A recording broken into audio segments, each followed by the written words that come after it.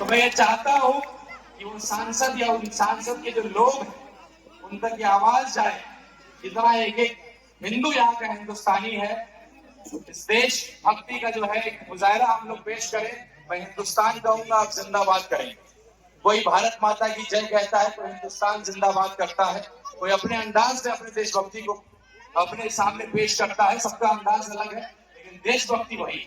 तो मैं एक बार ढाका के आवाम से आग्रह करता हूँ कि मैं हिंदुस्तान कहूंगा, आप जिंदाबाद करेंगे। और ये गिनती जो है हम लोग गिनने का प्रयास करेंगे, कितने लोग हम लोग उपस्थित हैं। आप लोग तैयार हैं?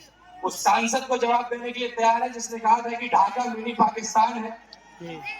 हिंदुस्तान जिंदाबाद, हिंदुस्तान जिंदाबाद, हिंदुस्तान जिंदाबाद। हमारे अपने भी मसले हैं। आज हम तिरंगा लेकर के आए हैं, 2 दिन पहले हम काला झंडा लेकर के आए थे।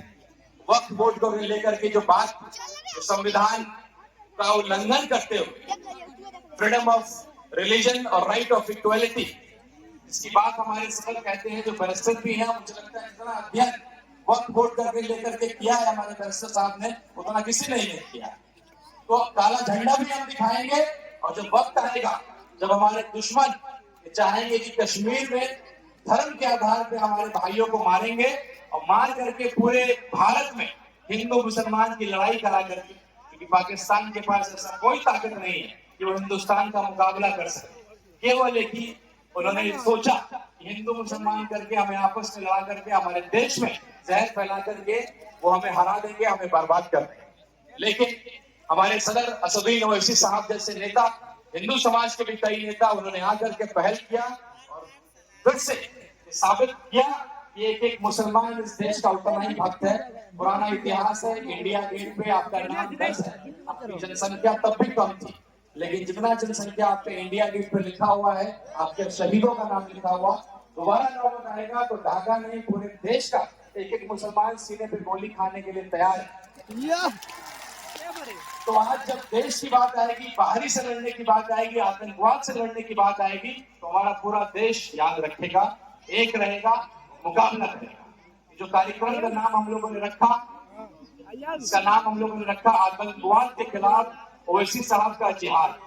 जिहाद शब्द एक उर्दू का बड़ा खूबसूरत शब्द है, इसको हम अक्सर तो गलत तरीके से इंटरप्रेट करते हैं।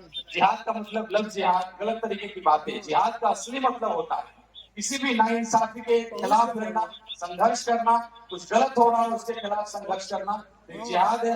इस तरीके से हमारे सदर पाकिस्तान को जवाब दे रहे हैं। एक एक बात कह रहे हो, हिंदुओं का भी गर्व से सीना फूल रहा है। वक्फ बोर्ड की बात आएगी, मैं एक हिंदू समाज का लड़का हूं।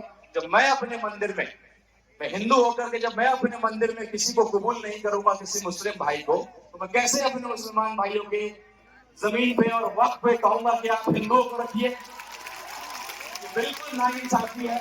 हम आपके साथ खड़े हैं उस मसले पे। एक एक हिंदू तो किसी पार्टी का सर्टिफाइड हिंदू नहीं है, एक सेकुलर हिंदू है, इसने ये कसम दिया है कि भाई देश की एकता को बचा करके रखेंगे। किसी पार्टी के लिए अपना राजनीतिक रोटी सेकने के लिए हम उसके लिए इस्तेमाल नहीं।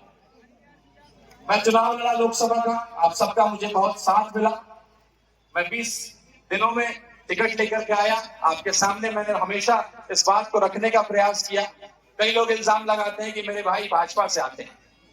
मैं 20 दिनों में अपने आप को साबित नहीं कर पाया, शायद इसलिए चुनाव में अच्छा वोट